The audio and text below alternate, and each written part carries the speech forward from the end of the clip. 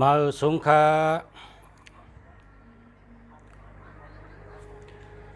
มาสงพ่อแม่พี่น้องและผู้ทำยินกูก็กูเจ้าข้าสักคุเมืองดีมาในเดลาดลองแห้งถัดตูนับหมายจากลาดหลีหาเงินง่ายมาในอามาปันตูนับ661 166เป็นตัวนับหาเงินไหลนำพอหามาไหลเหงหนึ่งจ่ายกว่า3 ปากเก็บไว้7 ปากพอหามาไหล10,000จ่ายกะ3 เหงก็อยู่7 เหง เป็นก้นอันมอวางแผนเป็นก้นอันมอจัดการลองไผ่หาอะไรเงินมาเป็นก้นแรดเป็นก้นหมอทัดสางหมอวางแผนหมอปกป้องหายการเงินเตะๆค่ะทำได้เสียงกรรมค่ะ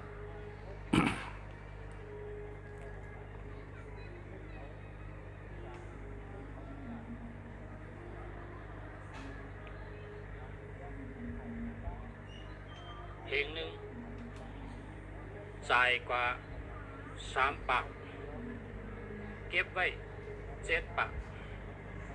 พอหามาอะไร10,000จ่ายกะ3 เหงก็อยู่7 เหง เป็นคนอันมอวางแผนเป็น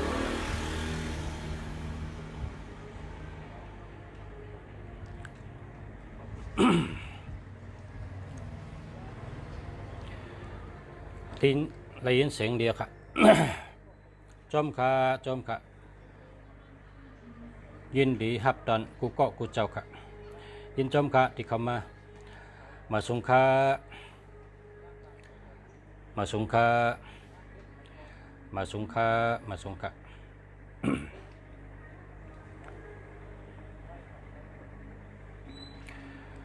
มื่อได้เอามาปั่นตัวนับหมายจากรัฐเจ้าเป็นหมายจากรัฐเพราะพระเจ้าตัวนับ166อันนั้นก็661คนก็ในเป็นคนกัดแขนในการหาเงินหมอปกป้องหมอวางแผนหมอจัดการกับไก่โดยในการหาเงิน หาเงินแดดหาเงินไหลน้ำอันนี้เป็นนำกัดเขาก็แปลว่าตัวนับ166และ661ในถัดมันกว่าไผ่หาเงินไผ่เก็บเงินแล้วก็ผังห่างก้นอันเจอตัวนับ166 661ในผังห่างเขาเป็นก้นแคมแดบ พอเป็นก้นใจก็เปิ้นติว่าลีรูลีต้วยนะลีรูลีต้วยเป็นก้นใจหล่อนะเราห่างลี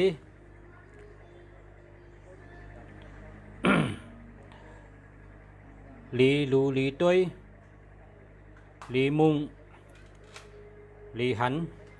ลีเคยอยู่จำลีเคยมืดลีเคยเอ็ดก็ลีเคยห่มปองนะก็เป็นพังห้างอันลีพอคนตั้งดอกหันคนเจ้าตัวนับจังไหนนะเปิ้นหันตัวเขาก็เปิ้นว่าแค่มือนะ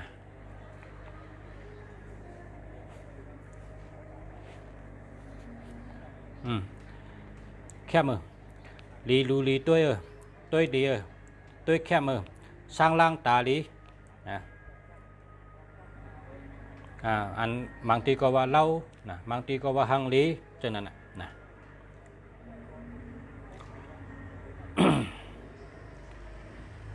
เพราะเป็นก้นยิ่งเฉย ก้นยิงก็แต่เป็นก้นอันห้าวหานมันหนังว่าเป็นไม่เลี้ยงเปิ้นนะเป็นก้นมีเงินนำเป็นโหนาเปิ้นเป็นก้นอันเป็นผู้นำเปิ้นแล้วว่าพังหางมันออกมาจังนั้นก็เพราะฉะนั้นแลตัวนับอันไหนพังหางก็แคมยิงเจอก็เลยใจก็เลยพังหางก็หางแคมออกมาแคมดีแล้วก็พอเจอตีอาจูมันพรดีมันก็การเงินดีแล้วก็หมอจัดการหมอวางแผนหมอปกป้องในหน้าการเงินไหลหลีแล้วก็พอเป็นก้นไข่มีอันตาหน้าตาขายสนับค่าขายสนุขายมีอันเป็นตาหน้าเฮ็ดทางเฮ็ดผังกูเจอก็ขายหลีก็วางเป็น6ในเป็นรองหางหลี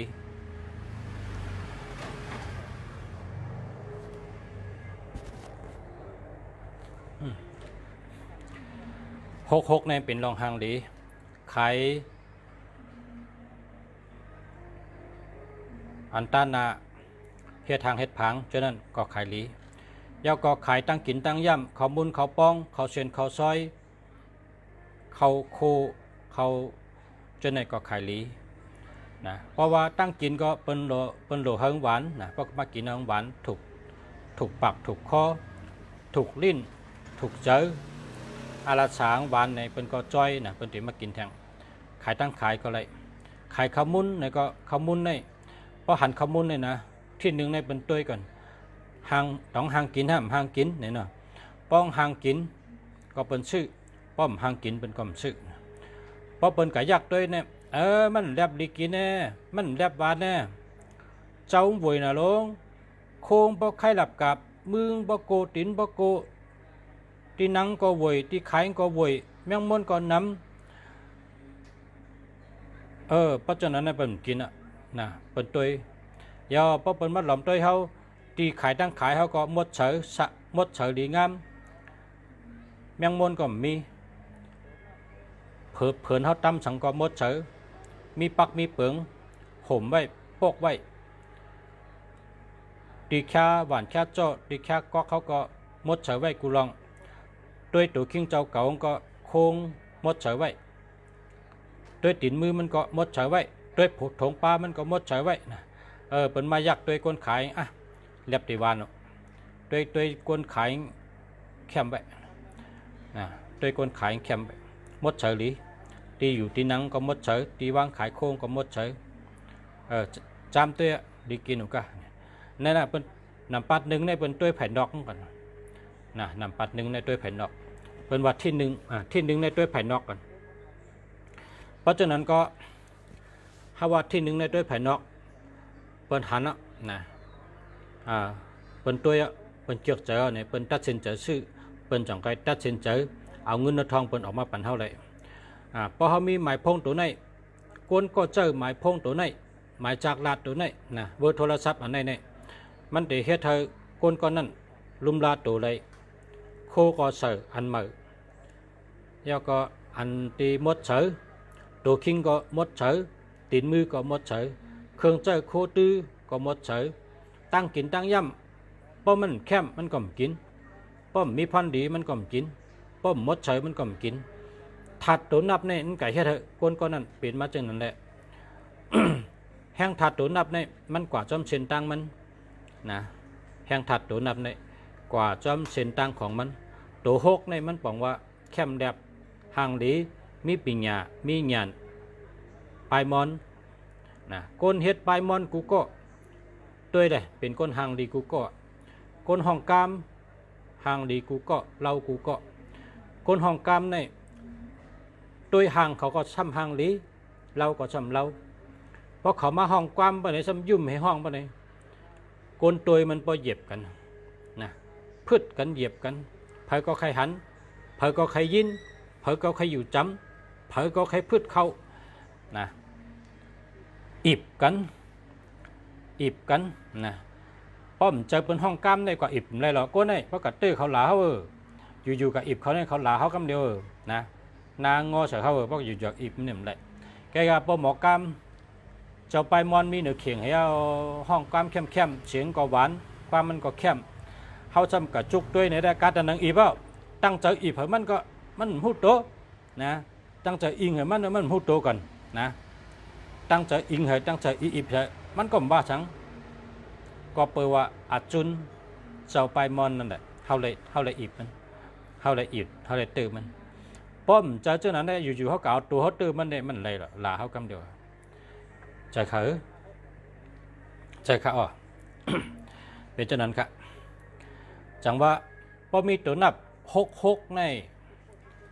พอนดีมันก็ลองมดเฉยลองจืนจังมดเฉยลองขาวเฉยมดเฉย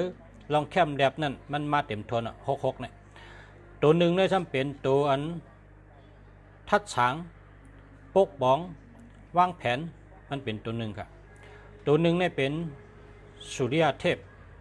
เป็นสุริยเทวะเป็นสุริงเทวะนะสุริยเทพนี่ก็เป็นตาวันนั่นนะเนาะสุริยาจันตาเนี่ยการปาลีว่าสุริยะตัวหนึ่งเนี่ยเป็นตาวันเนี่ยมันปั่นสายเลี้ยงตั้งลุมผ้าเต็มต้นไม้เต็มต้นเยอะเต็มชัดตัวมีเจอตั้งเสียงเต็มในน้ำเนลินมันมีสายเลี้ยงทองปันเฮากำผาในอยู่เจาะอยู่รอดกำผาในอยู่เป็นทัศสภาวะอันตาวันในลำลองทนป้อมมีตาวันต้นไม้เจในก็ใหญ่เลยตายกับหังก้วยเขาก็เปิงขัดวิตามินป้อมมีตาวันอันเตใหญ่ทั้งก็ใหญ่เพราะว่าก้นได้มันมีปิญญามันจะอยู่ได้อยู่มีตาวันก็มีไผ่ผ้ามันก็ติดแต่ไผ่อยู่ก้วยกามันก็อ่ำเตรียมทนต่างๆเพราะมีตาวันเนี่ยมันเตรียมทนเยอะก็เพราะฉะนั้นตาวันก็ลำลองทนตัวหนึ่งเนี่ยเป็นตาวันตัวหนึ่งเนี่ยเป็นตาวันทำเป็นตัวหนึ่งเนี่ยแตกเหมือนตาวันก็จะตัวหนึ่งเนี่ยพอเป็นเฮิรนเขาก็แตกเป็นปอเจ้าเฮิรนเนี่ยลำลองเลยเป็นในเฮิรนดังหนึ่งก็นั่นปอเจ้าเฮิรนเนี่ยเป็นเงาเป็นกันมันเป็นเงาเป็นงุ่นมันเปิ้นว่าในเฮิรนหลังนั้นเปิ้นห้องว่าเงาเฮิรนปอเจ้าเฮิรนและปัดทันในเฮิรนนั่นเป็นโหเป่าในเฮิรนนั่นเนาะก็เพราะฉะนั้นแหละลำลองเป็นที่หนึ่งปอเปิ้นคนในเฮิรนหลังหนึ่งพอโดยจ้องหลังหนึ่งก็มนเจ้าหลงอันนั้นเป็นที่หนึ่งลำลองเลยเปิ้นพอโดยวันเมืองหนึ่งลูกเจ้ามุญหยกคนคำอันอุบเมืองนั้นลำลองเลยเปิ้นนะพอโดยดับซึกก็เลยเป็นที่หนึ่งเป็นจิกจอมมันอันนั้นลำลองเลยเปิ้นเจ้าในแรกจังมัดแตกเป็นตัวหนึ่งตัวหนึ่งในมันจำปันลองหมอทัดสางหมอปกป้องหมอวางแผนนะในตัวหกนั้นมีเงินมีตังเกี่ยวมีตังเสือเจอมีตังหางดีเตรียมทนเย้าพอมาจับใส่หนึ่งปะไหนหนึ่งในมันเหมือนจะหนังปอเฮานะพอเป็นในเฮือนหลังหนึ่งก็พอเป็นมุกจุ่มอันหนึ่งก็มันเป็นหัวหน้าเป็น พอเป็นกำผาก็เป็นตาวันเนี่ยตัวหนึ่งเนี่ยมันเป็นตัวหมอทัดสางหมอวางแผนหมอปกป้องปันเจ้านั้นแหละมันมาจับกันจังว่าแคมตัวนับอันในแคมลองการหาเงินไหลเงินมาก็ผมใจว่าผมจ่ายนะจ่ายพอไหลมาเงิน ไหลเฮงมันก็ติดจ่ายกับ3 ปากกึดอยู่7 ปากป้องไหลมา10,000มันก็ติดจ่ายอยู่3 เฮงกึดมาอยู่7 เฮงมันเป็นคนไหลนำจ่ายนำเหมือนกันแต่ว่าก็จ่าย 30% นั่นนะมันก็น้ำเตะมันก็เหลือครึ่งไปอันกึด ตัวหกในมันเกี่ยวอันเลยแคมมันก็ซื้ออันเลยหวานมันก็กินนะตัวหกนี่นะก้อยกาอันทิ้งจำเป็นตัวหนึ่งนั่นนะนั่นแหละจังมาปันเมื่อในตัวนับ166 พอมีพี่น้องเขาได้ก็เขาผู้ถ่อมยนเขาตีขาหักแลนับย้ำกูก็กูเจ้า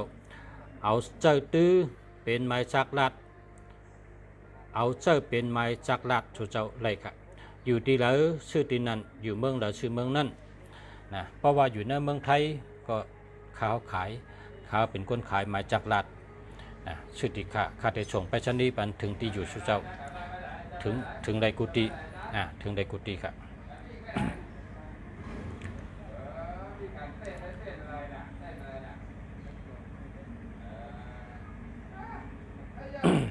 กำในข้าวลัดในลองแห้งถัดตัวนับ166661ลัดกายเย้าค่ะนะก็หรือเสในข้าวยามมันกึดน้ำก็พอมีพี่น้องเขาสั่งว่าเคยถามอันนั้นสุเจ้าเคยถามนั่นถามมาได้ค่ะ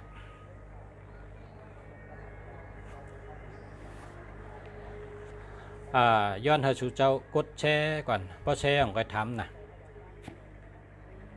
กดแชร์ตั้งนะเพราะแชร์ของใครถามกระจุมไปมีเพื่อถามข้าเขาติรัดลองตัวนับตัวหนึ่งเป็นถัดไพ่ตัวสองเป็นถัดลิ้นตัวสามเป็นถัดลมตัวสี่เป็นถัดน้ำตัวห้าเป็นถัดลิ้นตัวหกเป็นถัดน้ำตัวเจ็ดเป็นถัดไพ่ตัวแปดเป็นถัดคำตัวเก้าเป็นถัดคำอันนี้ตัวศูนย์เป็นยอกะนะอันนี้สุเจ้าอะไรฮู้ไว้ว่าเพราะตัวเหลียวในป่องเจิ้งหื้อเนี่ยเพราะสุเจ้าใครกับตัวเหลียวในแควกับเจ้าที่ไหลกองที่ไหลตัวนับเนี่ยก็แปลว่าอันหอบตัวเขาในเป็นตัวนับตั้งแต่เหตุการเหตุงานเป็นก็เจ้าตัวนับกวางกะหือยาวกะหือสูงกะหือเตี่ยมกะหือลึกกะหือตื่นกะหือแต่ละเจ้าตัวนับดังนั้นนะก็เพราะฉะนั้นแหละตัวนับในผู้ไว้ก็รีวนะผู้ไว้ก็รีวกดแชร์ตั้งค่ะปฏิธรรมในกดแชร์ตั้งค่ะนะกดแชร์ของใครทำค่ะเนาะยาวก็ตัวนับในตัวหนึ่งตาวันนะตัวหนึ่งตาวันตัวหนึ่งในหมายถึงว่าตัวหนึ่งในปองว่าเป็นปอเฮาเป็นผู้ใหญ่ก้นหลงเฮานะตัวหนึ่งในเป็นตาวันตัวสองเป็นเหลือน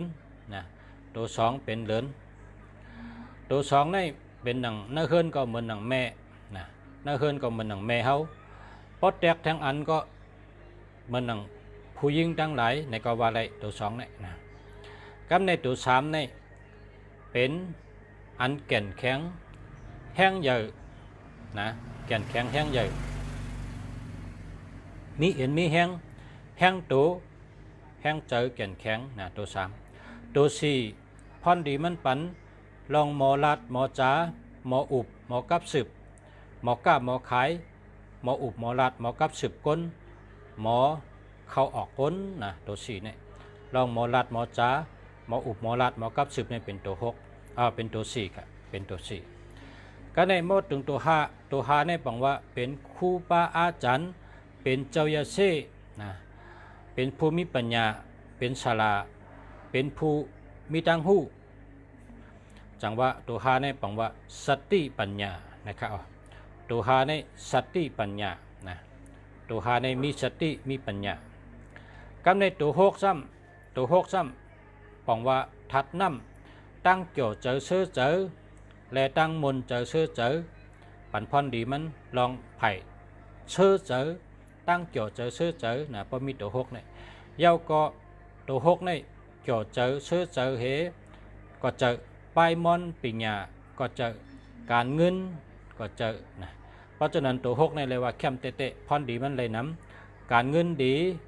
ปิญญาปลายมอนก็มีเจอเกี่ยวเจอซื้อก็ป้าหมออุบหมอเปียกหมอคุกยุ่มหมอโขจะในก็เป็นตัวหกนะ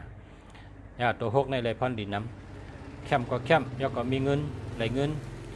แล้วก็ตัวเจ็ดในปังว่าใกล้นะตัวเจ็ดในใกล้เหตุการณ์ตั้งแต่เอาปัดเฮิรนถูเฮิรนเพียวยุกยักนะเฮ็ดกูเมียวก็เป็นการงานไว้การวยการเตรียมการสูงเม็ดเวเฮเมียวนะเวเฮเมียวเฮ็ดกูเมียวป้าเจอป้าคอเฮ็ดกูเมียวตั้งใจตั้งโตเฮ็ดกูเมียวตั้งใจตั้งข้อเฮ็ดกูเมียวเพราะเป็นตัวเจ็ดแต่ปังว่าใกล้ ลองว่นลองเจนจ้าหรือเฮ็ดหือหรือเฮ็ดสังจำปะว่นไว้ตาเสการงานมีเนื้อโหตาเสนะเมื่อพกหรือเฮ็ดสังเมื่อในนอนก็ตึกว่นไว้ว่าเมื่อพกพอตื่นมาแต่เฮ็ดพักอันไหนกินกับเขานะแต่เฮ็ดพักเมื่อไหนกินกับเขาในเมื่อพกในตาแต่เฮ็ดกินเมื่อพกเมื่อในขจำปะขึงไว้เมื่อพกนั่นแต่เฮ็ดพักหังกินในปะว่นไว้นะในตัวเจ็ดครับตัวเจ็ดในตั้งว่นและตั้งเฮ็ดลองนาการใกล้นะลองใกล้ล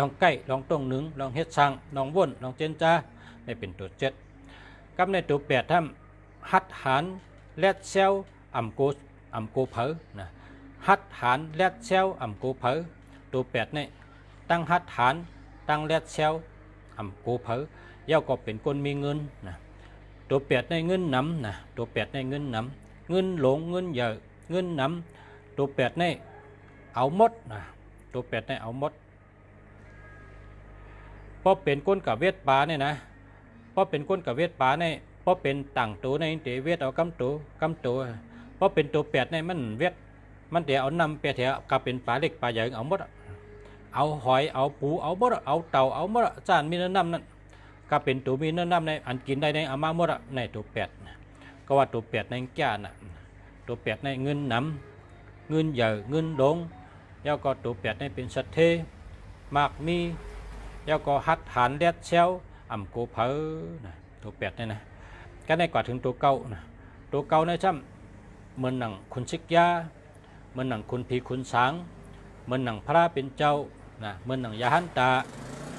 เหมือนหนังเจ้าเมียดเหมือนหนังเจ้ายาเช่ใช่แน่ตัวเก่าเนี่ยมันเป็นอันทอดอันเมียดใช่ได้ป้องกว่าอยู่จ้อมเพอในกองกับจอยอันนั้นนะมันกับจอยเปิ้นดีขึ้นมาทางสามปุ่นกับตัวเก่าเนี่ยมันก็จับเผยมันก็อยู่จ้อมเผยกองกับปันพ่อนดีนะด้วยขลุ่เฮิรนโกนในมีอันเจ้าทอดเจ้าเมียดนำยาไหนได้เลยพอเฮิรนเผยก็มีพลานะพอพลามาอยู่จ้ำเฮาก็บอกว่าพลาในมาจอยเฮาหรือมาแทงสามปุ่นหลีต้อนมาแทงสามปุ่นนะพลาเป็นเจ้าในพอเฮาปังมาในมันมาจอยเฮาแทงดีขึ้นแทงสามปุ่นนั่นตัวเก่าของมึงนั่นนะตัวเก่าในก็ตัวเก่าในพอเฮาเอากัดเตอร์เสือสังในก็มันตัวเก่าเนี่ยนะพอเฮาเอากัดเตอร์เสือสังในกองดีขึ้นมาแทงสามปุ่นครับมันดีมันแค่มาแทงสามปุ่นมันแคมนะตัวเก่าเนี่ยปังว่าอายุวัฒนะนะครับตัวเก่าเนี่ยนะโปรแกรมไตเนี่ยปังว่าอายุยืนยาวนะครับอายุยาวยืนอยู่ดีกินหวานอายุยืนยาวเนี่ยตัวเก่าเนี่ยนะ ตัวเก่าเนี่ยซ้ำป่องแทงว่าเส้นตั้งออกนะครับเส้นตั้งออกพอกวนเขาเนี่ยพอบันขังไว้ในเฮือหน้าเนี่ยพักดูก็ปิกไว้ตั้งผางซ้ำเปลี่ยนอุดมันจังออกกันตั้งเลยนะตันติกะจังออกกันตั้งเลยเฮิรนในเป็นอุดพักดูสำคัญไปกวนเนี่ยจังออกกันตั้งเลยนะกวยกะพอมีก็มาผุยพักดูบันไงพอเปิดพักดูพอผุยพักดูเขาก็ออกอะไรนั่นคือตัวเก่าเนี่ยมันเป็นตั้งออกนะมันเป็นพักดูมันนะพักดูตั้งออกมันเพราะว่าหมายจากลาดเผยมีตัวเก่าพวกไหนก็ปังว่ามีเส้นตั้งออกจะว่าเป็นเกียกนะเก่าเนี่ยนะเก่าสองตัวเนี่ยเป็นเกียกเก่าสามตัวก็เป็นเกียกนะเป็นเกียกนะเก่าเนี่ยมันเป็นอันลีอายุยืนยาวอยู่ดีมีแห้งอายุยืนยาวอยู่ดีกินหวานอายุยืนยาวพอดีมันยาวก็เป็นเส้นตั้งออกแทงพอดีแทงอันซ้ำต่างวันต่างเมืองก็กับสืบไรลาดกามต่างชื่อต่างคือก็หมอยาวก็เกี่ยวแข็งมันเป็นเมียวถอดเมียวแมดเหี่ยวแกมันเป็นเมียวถอดเมียวแมดอันเหี่ยวอะไรขึ้นจอยปันเจ้าของมันน่ะพาเราเป็นเจ้าของกองขึ้นจอยก็นั่นปันเธออายุยืนยาวไรปันเธออยู่ดีกินวันไรปันเธอมีอายุยาวยืนอยู่ดีกินหวานแล้วก็ปันเธอมีจกมีลาบเป็นปอกเป็นไรแล้วก็วนไรเจนจ้าไรเส้นตั้งออกตัดเสแล้วก็มีอันถอดอันแมดจอมมุงคิงป้าปันเฮาในเป็นพรดีตัวเก่านะตัวเก่าในนำเลยเนี่ยนะนำเลยเนี่ยพรดีนำเลยเนี่ยนะนำเตะพอเตะรัดลองตัวเก่าในลองมันดีกับกูลองนะพอเตะรัดลองการเห็นในก็มันแดดโตหลี พอเตหลัดลองทำตาลานะลองดูลองต้านลองศาสนาในก็มันจะป้าเจอนะเพราะว่ากดอันมีเกา3ตัวเกา2ตัวนี่1แค้นนั่งสมาธิ1แค้นดี1แค้นไวพลา1แค้นดี1แค้นใกล้ลองซ้อม1แค้นดี1แค้นใกล้หลูใกล้ไวใกล้หลูใกล้ต้านใกล้เฮ็ดตั้งดีนั่งสมาธิว่านับหมากว่าลองซ้อมบ่จังได๋1แค้นหันอาจูงเพอพรดี1แค้นไหลนำเพราะว่าเมื่อเราใกล้กะจ้องเมื่อเราใกล้ใกล้ดูใกล้ต้านเมื่อเราใกล้ไวพลาเมื่อเราใกล้ลองซ้อมปานใด1แค้นหลับหลีขนาเก่าๆน่ะหลีอ้ำน่ะมันปั่นพรดีปั่นอาจูงปั่นคำเดียวพรดีปั่นคำเดียวลองว่าเฮ็ดหลีได้หลีนะจอยเปิ้นก็เปิ้นจอยเฮาขึ้นเฮาปั่นเปิ้นยิ้มก็เปิ้นแต้นเฮาขึ้นเก่าๆนี่มันนะมันเฮาจอยกับเขาก็เขาขึ้นฮู้เกจูเฮ็ดตอบมาปั่นเฮาขึ้นมันเป็นเมียวทอดเมียวแมดน่ะเนาะเฮ็ดเหมือนดังว่าเก่า5เก่าในเปิ้นเตรียมไว้ว่าทำบุญเห็นผลไวทันตาเนี่ยคำไทยน่ะนะมันป่องว่าฮือเนี่ยป่องคำไทยว่าเพราะเฮาก็หลู่ต้านเนี่ยนะกู้สูงในหันกำเดียวนะครับว่าหันชื่อนาตันตากำเดียวนะครับว่ากู้สูงเนี่ยนะเพราะเฮาก็ลองซ้อมมื้อไหนเนี่ยก็เพราะเฮาลูกดิกจ้องปอกมากขึ้นเนี่ยก็เฮามาผุยล้านเปิ้นให้เฮาขายหลีกำเดียวนั่นน่ะอาจูงได้กำเดียวเนี่ยว่าจังว่าเปิ้นเจือกน่ะ95ก็เปิ้นเจือก59ก็เปิ้นเจือก99ก็เปิ้นเจือกนะเปิ้นเจือกนะมันปั่นพรดีจังนั้นครับ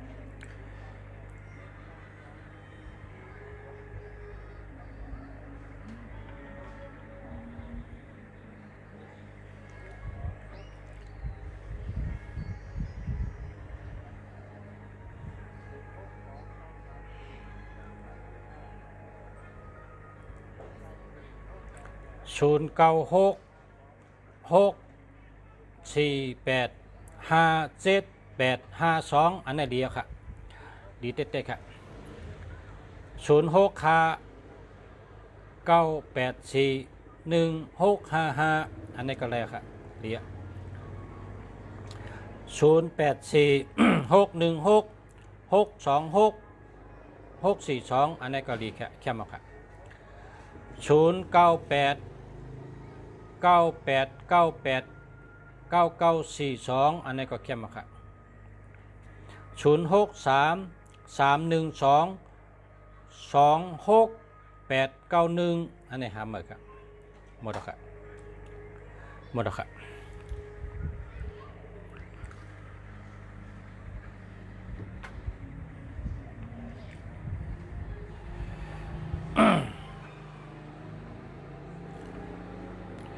ตัวนับอันเก่าๆนี่ตัวนับเก่าๆนี่นะอันเปิ้นขายที่วันที่16วันที่1นี่ก็ใกล้ปอกน่ะกวนว่าจังไหนก็นำกวนเปิ้นดัดจังไหนก็นำตัวนับเก่าๆนะครับ92ตัว93ตัวจับกันในเพราะว่าใครซื้อที่เนี่ยเขาก็นั่งรับตาให้นี่มันเตะหันมากครับมันเตะหันมา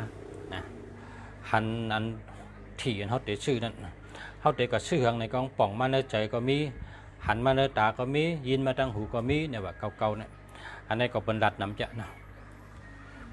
0978994561เนาะแคมจักค่ะนะ661ค่ะเนาะเมื่อในรัด661ก็ในก็เจอ661อ่ะนะ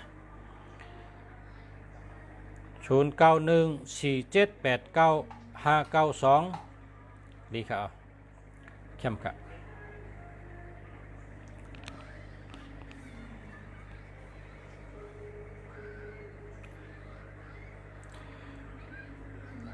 อันเนอแกมแต่เนอแกมอันสลาเขาสอนได้ว่า9399นะครับว่าพอใครปอกทีนะ9399 6399 5399 7899 78993แล้วก็อันในสลาเขาลัดก็การอ่านลุงเสียเดเพนหันตี ตีจำลุงเสียในแต่ก้นอันปอกถี่ในซ้ำเป็น428 328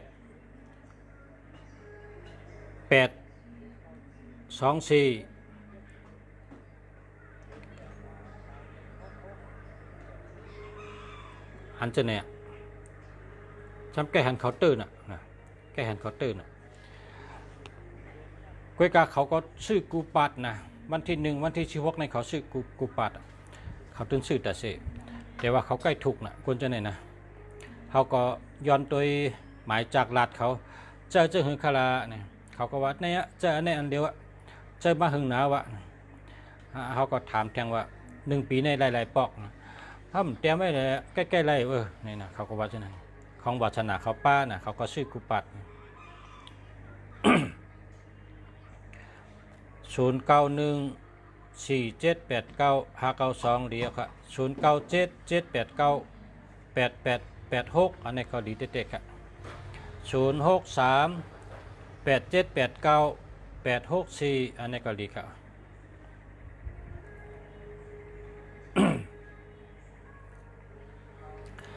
ก็เลยเจ้าเลยแหละเพราะอะไรหมายพงดีเนี่ยก็กลับ10มานะประชาได้ขายหมายพงอันดีมันนะเพราะผักอะไรก็กลับ10มาที่ไหนนะพอชื่อที่ไหนก็ประชาก็ได้เลือกปันหึงแมนจำนาการแมนจำวันเกิดนะแล้วก็ส่งไปชนีบรรจุเจ้านะถึงตีกำเดียว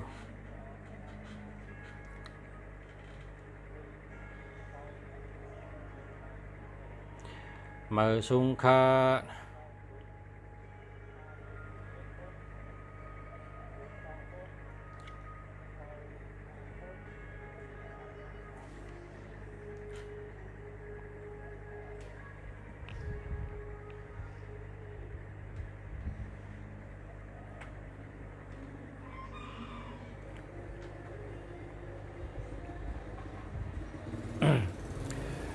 0886255871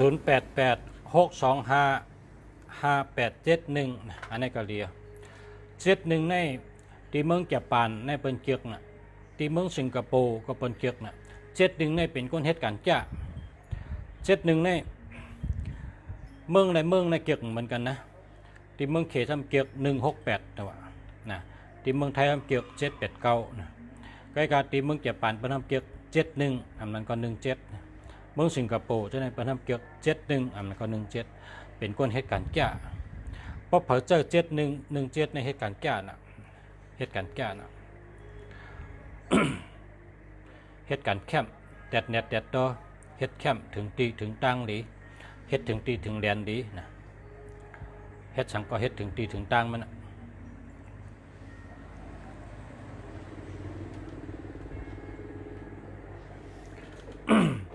0944975824ใน824นี่ก็ในเนี่ย824428นะเลี้ยงไว้อะพอมีจังไหนเนี่ยใจติ๊กๆอะอย่าไปเรียกว่าอย่าไปเรียกมานะใจอันเนี้ยใกล้ตื้อนะคนจังไหนเนี่ย824428เนี่ยนะเพราะว่าทีนี่เป็นตัว8อ่ะทีนี่เป็นตัว8เพราะคนขายทีก็หลมิตัว8น้ำเพราะคนชื่อทีก็หลมิตัว8น้ำทีนี่เป็น8เลยต้องไว้ละต้องไว้กันนะตั้งวันตั้งเมืองทีนี่มีเป็นตัว8นะทีนี่เป็นตัว8คนขายเราก็หลมิ8น้ำคนซื้อก็หลมิ8น้ำนะคนต่อรองก็หลมิ8น้ำนะมันเป็นตัว8ค่ะเจ้าเนี่ยนะเป็นตัว8กำเดียวขยะ เป็นตัว8เต้ๆขยะนะมันตัวได้ป้า8ตัวเต้ๆจังว่า428 328 628ใกล้ปอกทีน่ะมันป้า8แล้วก็ อันที่เขาลัดในแก้มว่า9399 6399อันว่านั้นมันเป็นก้นก้อนนั้นเจอมันนะเจอมันในว่าตื้นแต่ได้ถูกตื้นแต่ได้แมนตื้นแต่ได้ตื้อเนี่ยเจอก้อนนั้นเนี่ยมันมีเจอเชิงนั้นตัดเสกองเลยตื้อนะก้นนั้นเจอ9399 6399 5399เนี่ยน่าเจอเขาเนี่ยเขามันเจอเขามันตัวมันใจว่าเขาว่าตื้นแต่ได้ตื้อตื้นแต่ได้ตื้อตื้นแต่ได้ตื้อเนี่ยเขาว่าตัดเสในใจเขาก็ตื้นมีเช่นนั้นนะตั้งบนเขาก็ตื้นวนเช่นนั้นนะก็โคเขาก็ตื้นวนเช่นนั้นนะเฮ็ดก็เฮ็ดเช่นนั้นแต่ว่าเขาใกล้ตื้นนะคนนั้นเจอ9399 6399ใกล้ตื้นว่าเขามุงมันอกมันเจอมันตัวมันเจอนะมันเจอมันโคตรเตะนะพอขายินจมขาปอชาขายินจมเหมือนกันครับ0807661290อันนี้หาเมื่อนะ0631787034อันนี้หาเมื่อครับสองอันนี้หาเมื่อนะอย่าไปใจนะ0876612980อันนี้ตีรูในมันรูตี76อันนี้ก็รู12อันนี้ก็รู80อันนี้ก็รูมันรู3เตียวเพราะเป็นธงของป่อง3หัวนะเพราะเป็นธงของป่อง3หัวว่ะ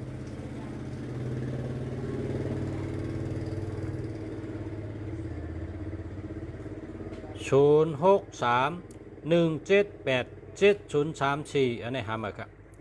0828639464อันนี้ก็จะแล้วครับ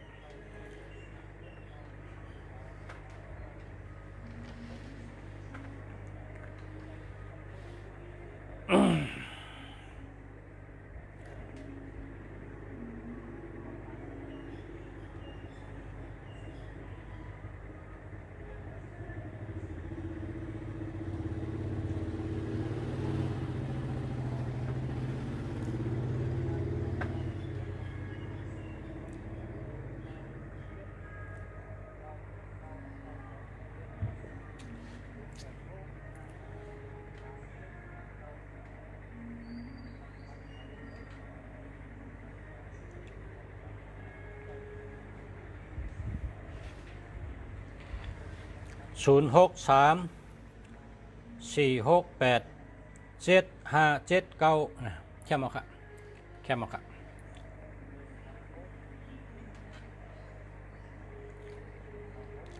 มาสูงค่าโดยปันหมายจากลัดพอไม่พี่น้องแต่ก็เขาค้า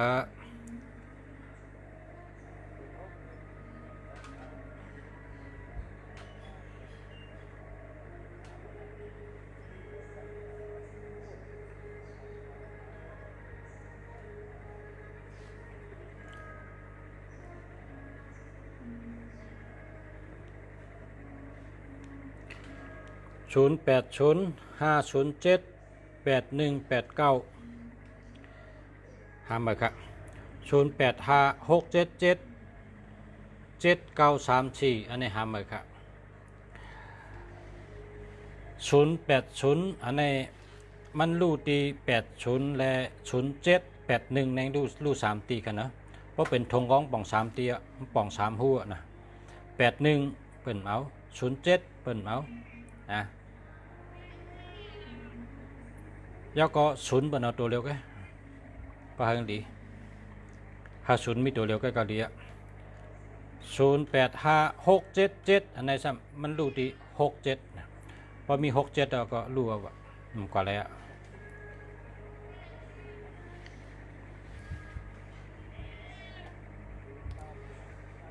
0989419510อเมริกาอันนี้ได้แหลกไวๆกะเพราะเป็นคนกะนะมาสุนคาปอชากล้าขายเซิร์ฟเวอร์อันนี้จังดีค่ะปอชานะอเมริกาเพราะเป็นคนกะในเปิ่นเจอจังไหนเปิ่นเจอละจังไหนเนี่ยดีเจอ เพราะเป็นก้นก้าเนี่ยเราเป็นเมตตาลูกเราให้เป็นตัวเมตตา6 3 2 4นะ6 3ก็เลย2 4ก็เลย2 6ก็เลย6 2ก็เลย6 3ก็เลย3 6ก็เลย4 6ก็เลย6 4ก็เลย5 6ก็เลย6 5ก็เลย9 6ก็เลย6 9ก็เลยเนี่ยต้องไว้อันประชารัฐเนี่ยก็ชื่อจังไหนเนี่ยนะย่อก็เก่าในเปิ้นไว้ที่ไหนเก่าในเปิ้นก็ไว้ตั้งปลายเปิ้นนะเก่าในเปิ้นไว้กันเนี่ยเพราะไว้กันในนี่มันเหมือนจึงเอาพลาเนี่ยตั้มไว้ในพักตูเฮิรนชูจังเนี่ยเปิ้นจังเข้าเฮิรนชัวเปิ้นว่าพักตูเงี้ยเนี่ยนะพักตูเนี่ยพักตูเฮิรนเนี่ยเปิ้นผุยไว้กว้างๆเราให้แขกเข้าเราให้ลูกกาเข้านะพอเอาเก่ามาตั้มเหรอจังเนี่ยจังเข้าเอาวะมันจังเข้ามันเหมือนเขาพลากับตั้มไว้ในพักตูเปิ้นเข้าเฮิรนเนาะเปิ้นอันหนาพลาเปิ้นกว่าเข้าต่างเฮิรนเพราะเปิ้นเข้าใครเพราะเปิ้นใครมาจู่เขาก็เปิ้นออมกับตั้งหลังเฮิรนเนี่ยเขามาตั้งหลังเฮิรนตั้งหน้าเฮิรนเปิ้นฮัดเข้ามันมีเก่ามันมีพลาไว้นะอาจจังว่าเก่า3ตัวมันก็เปิ้นว่าเก่า3ตัวไว้ตั้งไว้กะเลเนี่ยนะเพราะเป็นที่ในเนี่ยมันได้เก่า3ตัวเนี่ยไว้ตั้งหลังสุดไว้ตั้งหลังสุด2ตัวก็ไว้ตั้งหลังสุด3ตัวก็ไว้ตั้งหลังสุดนะเพราะเหลือ3ตัวได้มันดีมันนำป้นเอานะเอา3ตัวก็พอตัวนับอีกหังก็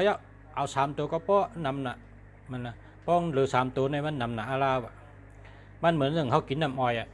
น้ำอ้อยน้ำผึ้งเนี่ยเป็นว่าหวานน่ะเนี่ยก็เขากินหลายๆก็มันได้ด้วยกินน้ำผึ้งได้กินน้ำก็ไม่ได้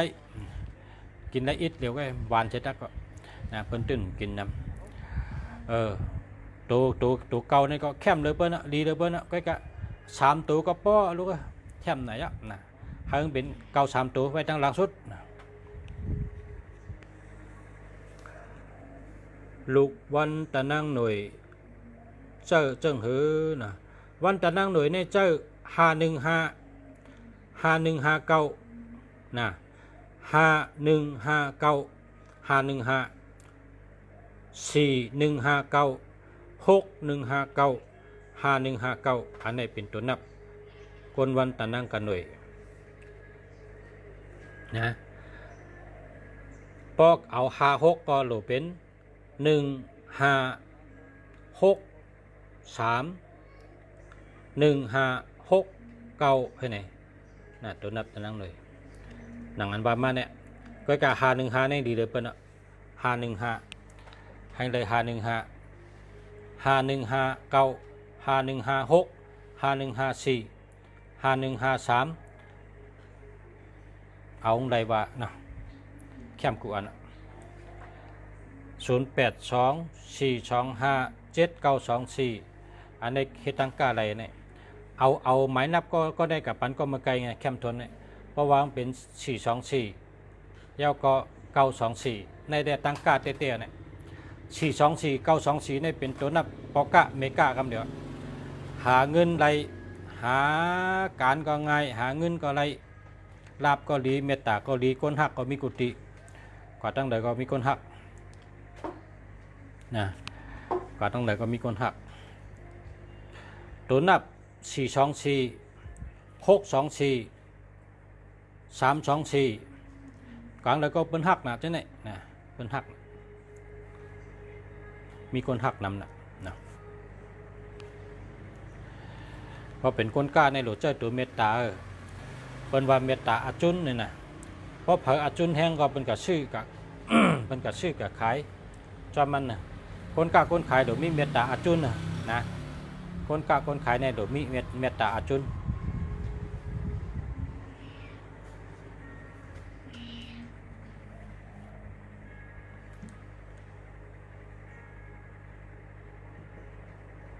เมื่อกี้นี่เขามองเนาะเขามอง10 โมงด้วยทางกรรมกัน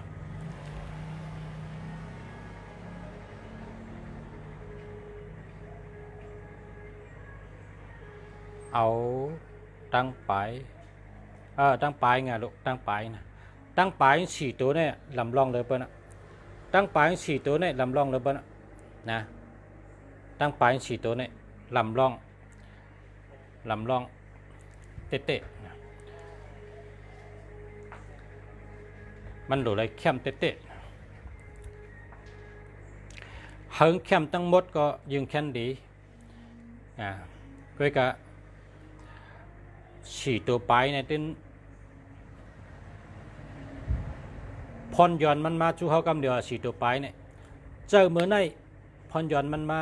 ภายใน3 วันฉีตัวไปในพรย้อนเข้ามาทุกคนเจอกำเดียวนะ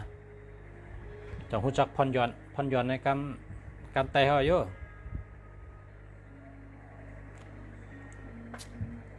เอาหมักกุ้งก้อนในปืดขึ้นภาคอ่ะด้วยให้อันหมักกุ้งก้อนในขึ้นตกมาเจ้าเนี่ยเปิ้นห้องว่าพรย้อนนะเอาหมักกุ้งก้อนในปืดขึ้นภาคอ่ะหมักกุ้งก้อนในมันกว่าค่ะมันขึ้นกายขึ้นลงมาขึ้น0977892886094295388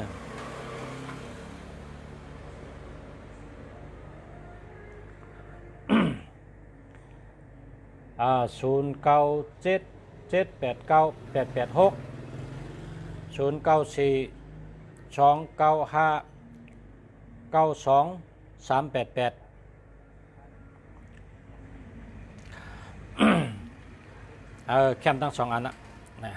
แคมทั้ง2 อัน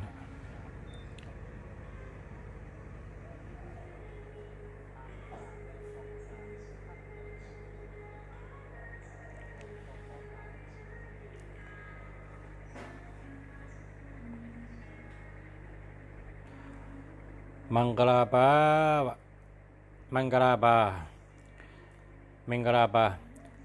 กามปะโอเนี่ยก็จำเป็นมังกราบาเนี่ยก็ว่าปะโอเนี่ยนะกามปะโอเนี่ยพอหาพบกันนี่ก็มังกราเดียบอยอเนี่ยปะโอน่ะเขาก็เอามังกราเนี่ยก็อย่างมังกราเดียบอยอมังกราแน่ปองว่าเหมือสูงบอยอเนี่ยว่าบอกว่าเจ้าเนี่ยเจ้า มาชงข้าเจ้านะครับเพราะว่าดีบอยเนี่ยบอกว่าเจ้าเขานะ เพราะเจ้าสั่งให้เขาบอยแซงบอ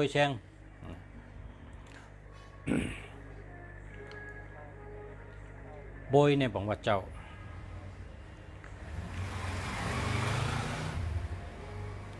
มีพระธรรมมาลุงจากก็อุบกันจะเนี่ยมีพระธรรม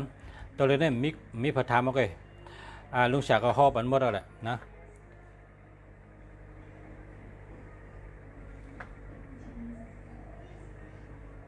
ให้มันขึ้นทำพันให้มันขึ้น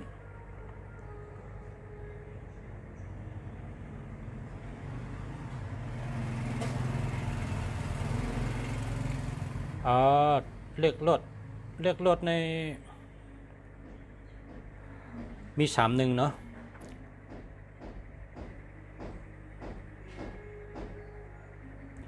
เอา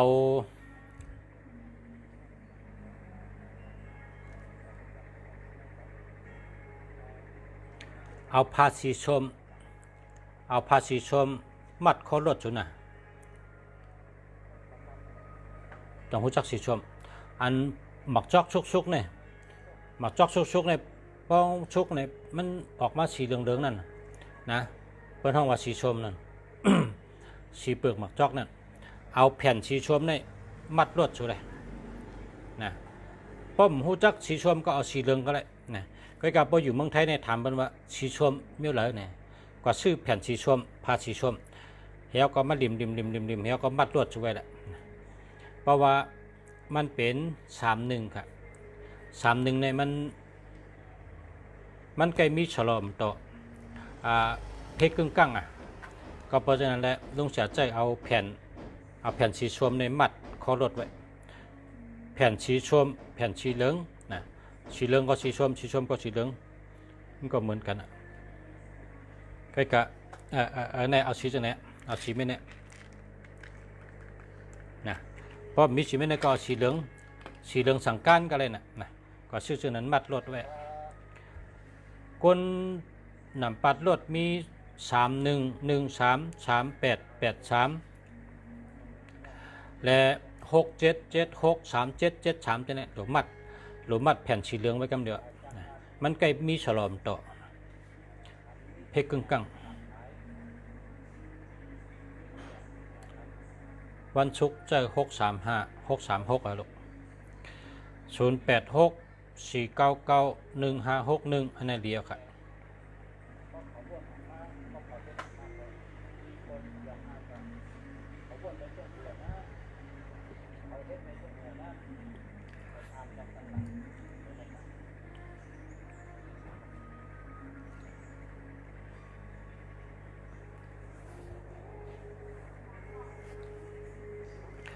พบผักคาไรอียาอย่าถัดลีปลาอย่างงานขม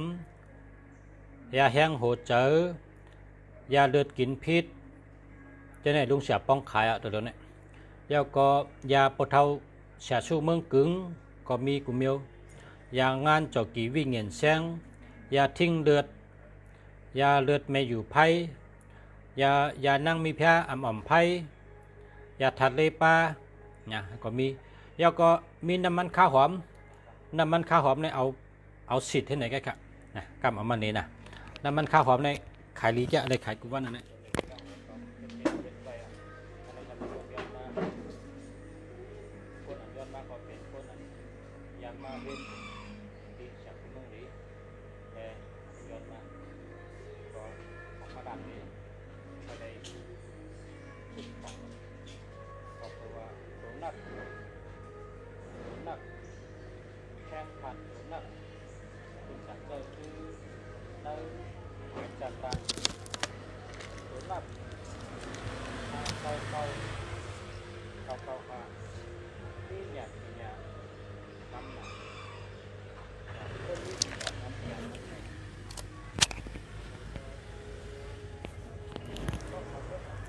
อันนี้น้ำมันข้าวหอมเพราะเป็นก้นเป็นขึ้นเป็นขาขึ้นแขนขึ้นเป็นปีกไก่คัดเป็นแอวงางเป็นขาขึ้นเป็นเปี้ยมคัดเป็นข้อคัดเป็นข้อแหวกแก้งจังไหนเอาสิทธิ์ใช้ในแก่ในเป็นน้ำมันข้าวหอมครับเนี่ยน้ำมันข้าวหอมนั้นในขายดีจะขายกุวันเก็บเงินปลายตั้งก็ได้นะเก็บเงินปลายตั้งก็ได้เป็นน้ำครับเป็นน้ำเหี้ยเอาสิทธิ์เถอะนี่อันนี้เป็นน้ำมันข้าวหอมเป็นอียาตาเป็นคัดเป็นขึ้นเป็นแข็งเป็นก้นเป็นขึ้นเป็นแข็งข้อคัดแอวงางขาขึ้นแขนขึ้นก้นขึ้นนี่เอาสิทธิ์เฉยเฮาก็นดพันมันเด็กเข้ากับนั่นเนื้อเขานะอันนี้หายกำเดียวก้นขึ้นครับยาน้ำมันข้าวหอมเอาสิทธิ์เอานะอันนี้พระพักอะไรก็สั่งมากอะไรนะแล้วก็มีอันนี้พยองเมตตานะพยองเมตตาเอาตามือตาโคขายนะก้าขายหลีปอเตลาจากลาดนะปอเตลาจากลาดเขาก็เอามาใส่หัวมือเขาแล้วก็จิ้มหมายจากลาดเขาให้โทรหาเขาเพราะเขาหับก็เป็นเมตตานะเพราะเขาเอามือเขามาใส่ที่พยองนี่กดเต็กเบอร์โทรศัพท์เขากดเต็กหมายพงเขากดเต็กหมายจากลาดเขาเพราะเขาหับฮัลโหลเนี่ยบอกว่าเขาอะไรเปรียบเอาวะนะอันนี้เป็นพยองเมตตานะพอเสียป้องก็เหลวนะอันนี้เนี่ยเป็นนี่หมุนจังเซลอยคู่แล้วก็เจ้าเสียจ้องสามชั้นเจ้าเสียจ้องหอยเหี้ยวเจ้าเสียจ้องหมักขี้หนูเขาเจ้าปั่นไว้ลุงเสียนะเป็นนี่อะไรมากกันนั้นมือลุงเสียเป็นเจ้าสั่งและเป็นตะเป้เขาป้องบรรพยองเขานะเมื่อเดี๋ยวนี้ มาป้องกินทั้งกุยพยองแกมก็ป้องพยองเมตตาก็ป้องอันนี้พยองแกมอันนี้ลูกอ่อนให้กลางคืนลูกอ่อนนอนห้องนอนให้นอนแพทนอนเตียนนอนตกเจอลูกอ่อนนอนห้องนอนให้กลางค่ำกลางคืนเอามาพยองในมาเสิร์ตีมือเขาเหี้ยวก็การลูกจำเสือโคเขาจำหมักโคเขาเอาลูกตีอู่เขาเนี่ยเอาลูกจำโคจำเล้งค่ะนะเอาลูกตีโคเลี้ยงเอาเสิร์ตีโคเขาเสิร์ตีเสือเขาเสิร์ตีหมักโคเขาเอาตาอู่เขาเอาตาพระวำเขาตาหมอนโฮเขาจะไหนกันค่ะพอมีพักตูก็เอาตาพักตูให้ไหนกันนะ ตีลูกอ่อนได้อย่าไปตาเพราะหลอนนั้นก็เรียกละเนื้อหนุ่มนะอันนี้เป็นพยองแก้มค่ะเนาะเป็นพยองแก้มนี่ก็ส่งบันไดค่ะเก็บเงินปลายตังก็แหละเย้าก็อันนี้ทำเป็นยาแห้งค่ะนะยาแห้งในกิน1 วัน 1 เม็ดแกนะยาแห้งพอใครป้องกินกล้วยก็แหละยาแห้งในรัดในนิ่งมีเครือสายมาหน่อยนะเครือสายมาหน่อยมาพิษปอมน้ำพึ่งนะพอใครป้องกล้วยก็แหละนะพอฉุกใครป้องกล้วยก็ป้องกล้วยพอสุ่มใครป้องก็ซื้อปอเสียเนี่ยปอเสียป้องในแต่ปอเสียใส่ป้าพักหนอกแฮเครือสายมาหน่อยแฮมาพิษปอมแฮน้ำพึ่งแฮนะอันนี้ก็ขายนะยาแห้งกิน1 วัน 1 เม็ดเป็นพักนอกน้ำพึ่งนะอันนี้ก็มีอียาขายพยองแก้มก็มีพยองเมตตาก็มีค่ะปอชาอยู่ที่ไรค่ะปอชาเนี่ยอยู่เชียงใหม่ค่ะอยู่เชียงใหม่ค่ะแล้วก็ปอชาเนี่ยว่ามีละอันนี้อ่านยาวค่ะสายเปิงเนี่ยอ่านยาวค่าเกิดวันติดก็515ลูกเกิดวันติดก็515มีกันไหนครับยาก็ยาทัดเลป้านะยาทัดเลป้าเนี่ยพอเขากินข้าวกินพักเขาเนื้อต้องเนื้อปุ่มเขามังปอกก็ต้องกับต้องยึงต้องสัดต้องแน่นนะอยู่ก็มันเจาะเนี่ยบางปอกก็ไข่ออกไข่หักต้องข้นจะเนี่ยพอเขากินยาทัดได้ปลาเขาเอายาทัดได้ปลาให้โจมันนอกน้ำไหมคอกนั่นน้ำไหมปองเจอมาเนี่ยเขาก็กินนะยาประชาป้องเนี่ยอย่าไปกินพองมันรัดไว้อันตั้งเพราะว่าคนคำพองในจู้ไงนะเอาพองใส่เนื้อชวบให้เนี่ยมันกับขอลำชัยนะมันกับขอลำชัยมีหมุนเจ้าป้างว่ามันชุ่งยาใต้นำหนักมันยาในกับขอ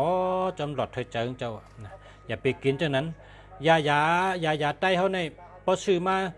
พอเผยไปกินก็อย่าไปเอาใส่เนื้อมือให้กินได้ละกูสละยาใต้ตั้งเซิงนะ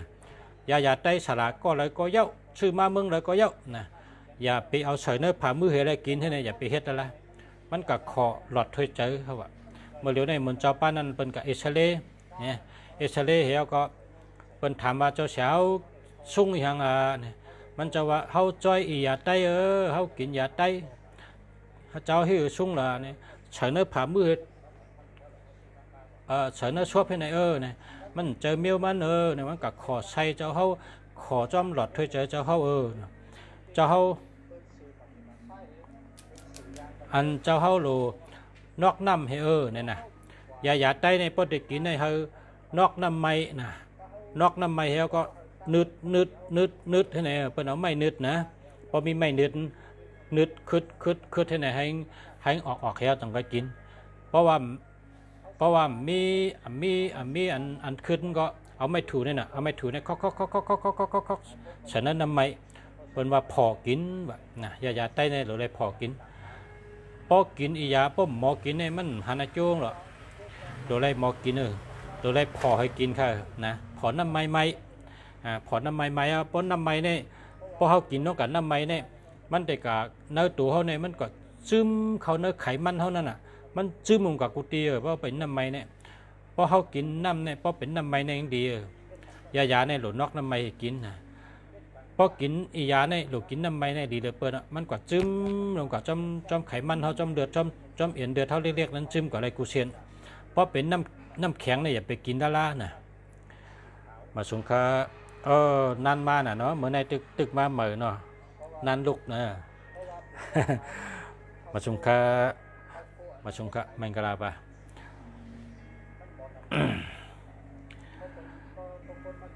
พี่น้องเมืองไทยครับพี่น้องเมืองไทยพอกินยาใต้เนี่ยเฮานอกน้ำให้กินนะกินยาสังก็ยาพอเป็นยาใต้เนี่ยเฮากินนอนน้ำไม้พอกินนอนน้ำไม้เนี่ยมันลงกับเนื้อปอดเท่าเนื้อตับเท่าเนื้อไส้เท่าเนื้อกงตูเท่าเนี่ยมันก็เจิมกว่าจอมเชียนเดือดเท่ามันกว่าอะไรกูเชียนเนี่ยเพราะเป็นน้ำไม้คนเท่าคันในกินน้ำไม้เนี่ยดีนะ อย่าไปกินน้ำแข็งนะน้ำแข็งในมันน้ำแข็งในกามนะมันแต่อันดูดซึมมันไรเพราะกินน้ำแข็งในอันดูดซึมมันไรเพราะกินน้ำไม้ในดูดซึมกว่าอะไรกุฏิครับดีอยู่ครับอันนี้ดีอยู่ครับก็ป้มเกียร์กอกมันก็ดีอยู่นะมันดีมันเลือกอะไรครับเลือกบัญชีในป้าใครเนี่ยเหมือนประชาในกับเปิดหลายเตี้ยประชาเปิดเจมดกับเป็นธนาคารในเปิดเจมดนะธนาคารไทยเนี่ยเปิดเจอันน่ะย่าก็เลือกเอาเท่าเกียร์นั่นเท่าเกียร์กันนั่นอันเลยเขาเลือกไว้อันนั้นอันที่เกียร์เขาก็ขึ้นเปียดขึ้นเท่ากับผุยกุฏินะผุยกุฏิหนึ่งตีในหาปากผุยกับกุฏิผุยกุสาขายอพอเขามาด้วยอันเลยกันนั่นแคมน่ะตัวนับแคมเขาก็เก็บไว้ตัวชักอันติ่มแคมเขาอยู่กับถอนเอาขึ้นเงินเท่าไหร่เปิ้นก็ปันขึ้นเงินเขาก็เชียงชุ่มเขาพอใครเฮ็ดทั้งเขาใครได้ดีในเขาก็เลือกเขาจนนั้นผุยเงินเดี้ยหันชาขาก็เลยผุยเงินเดี้ยเอาชื่อเขาผุยเงินเดี้ยเปิ้นก็ปันผุยเดี้ยพอเขาเกี่ยวเนี่ยพอเขาเกี่ยวเนี่ยก็เขาพอเขาเกี่ยวนะเขาก็ย่าเขาลัดในสู่เจ้านะลุงเสียติลัดในสู่เจ้าว่าอันแคมหรือเปิ้นนะต้องไว้นะมีเงินนำทนกับเปิดให้ยา6389428899988ให้มี88นะให้ป้าตัว82888788อันนั้นก็ให้มี888อันนั้นก็ให้มีตัว8นะอันนี้ก็เป้าหรือมันมี86รู้ในก็อะไรป้มไปป้าตัว8ในก็หาแท่งป้มป้ามาให้ตูงก็เขาก็สบายใจนะเขาดีใจว่า8เนี่ยเพราะว่า8นี่เป็นชัดเทเนี่ยนะก้ามหมายอาทิตย์เป๋บอกว่า8นี่เป็นชัดเทนะก็ฉะนั้นแหละเขาว่าให้ป้า8ให้ตูงพอป้ามาตูงก็ป้าเจอนะสบายใจในก็เป้าครับเป้า86ขนาดนะแค่มาครับพอป้า8ตัวก็แล้วป้มไปมี8ได้ตัวหาแทงให้เลยไม่ตัวกัน